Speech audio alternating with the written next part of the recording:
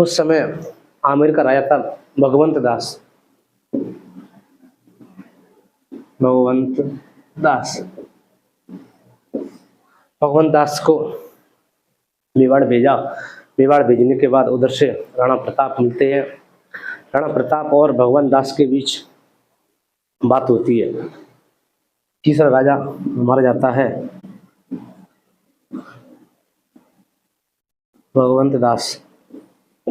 ये जाते हैं आपके अक्टूबर 1573। 1573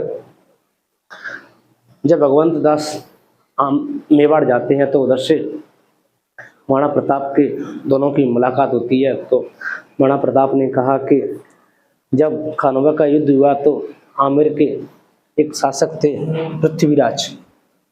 कौन? पृथ्वीराज। पृथ्वीराज ने मेवाड़ के शासकों का साथ दिया और युद्ध में लड़ते हुए खानवा के में वीरगति को प्राप्त होते हैं।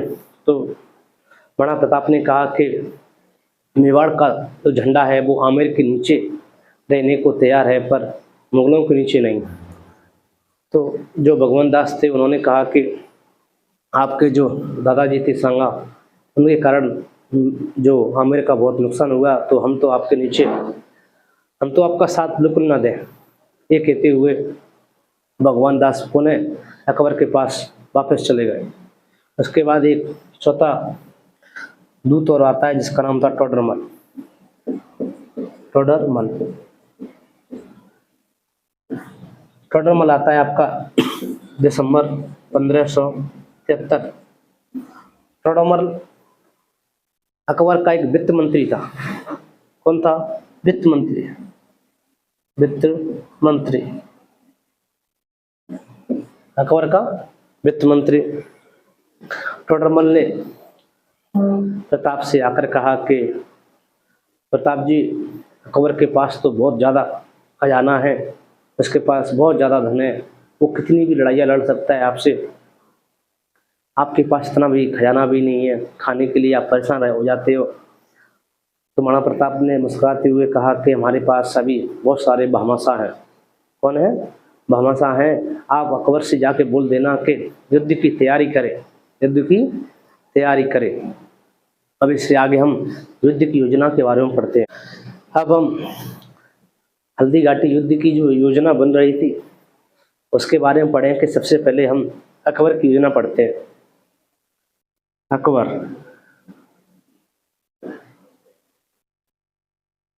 अकबर की योजना। अकबर की योजना। अकबर की योजना पढ़ते हम। इसको हम, जो अकबर की योजना थी वो अकबर का किला कहते हैं। इसको हम अकबर का किला कहते हैं। वैसे हम मैगजीन दुर्ग कहते हैं जो अजमेर में। अकबर का किला वैसे वो मैगजीन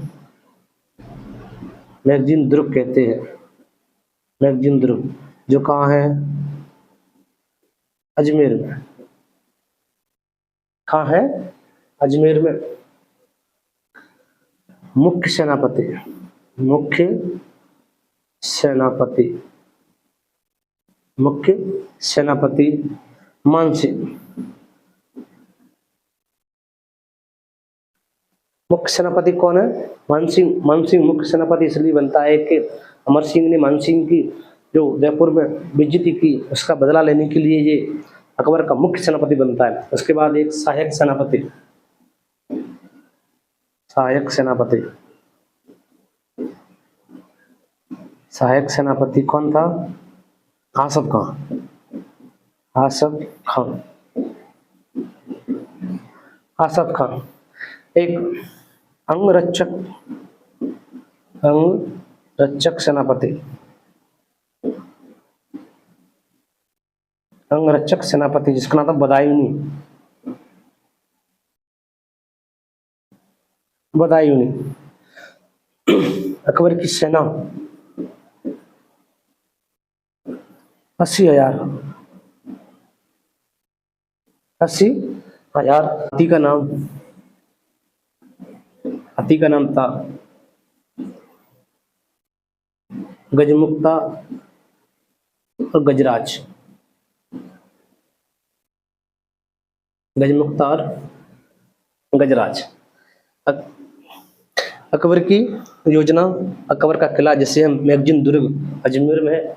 मुख्य सेनापति मान सिंह और सहायक सेनापति अशोक खान, अंगरक्षक सेनापति बदायूंनी और सेना 80,000 और हाथी गजमुक्ता और गजराज। इतना हम अकबर के बारे में पढ़ते हैं। अब हम इसके बाद इससे आगे महाराणा प्रताप की सेना योजना के बारे में पढ़ते हैं। हाँ जी,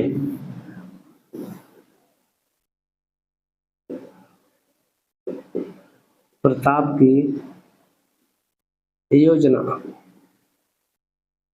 प्रताप की योजना, प्रताप की योजना बनती है कुंभलगढ़ दुर्ग में, कुंभलगढ़, कुंभलगढ़, कुंभलगढ़ दुर्ग में, कुंभलगढ़ दुर्ग में। सेनापति हाकिम खां सूरी, सेनापति का नाम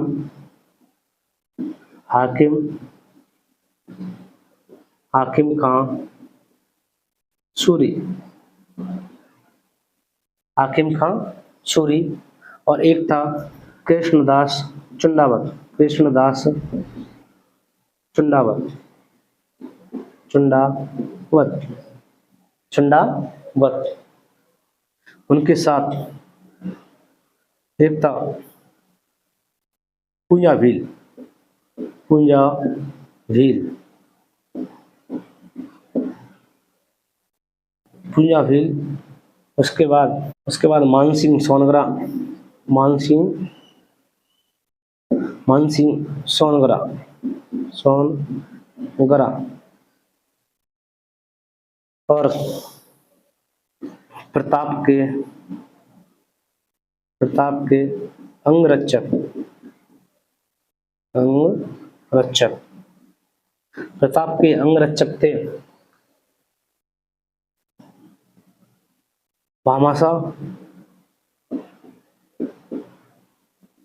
भामाशाह और ताराचंद,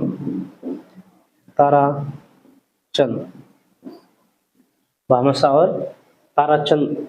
प्रताप का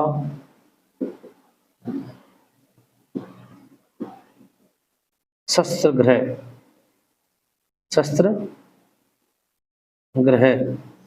ग्रह था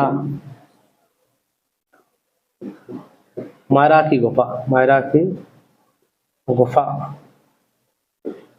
उदयपुर, मायरा की गुफा उदयपुर। और जो सेना थी, वो थी 20,000, इतनी 20,000। ऐसा कहते हैं कि जो मुगल और राजपूत सेना का अनुपात, मुगल का और राजपूत सेना का, मुगल 4 और राजपूत 1 अनुपात की बात करें, सेना की अनुपात की बात करें तो मुगल और राजपूत,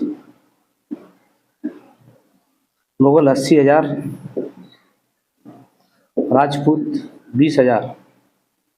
इनका अनुपात निकालें तो हम आएगा 4:1, 4:1।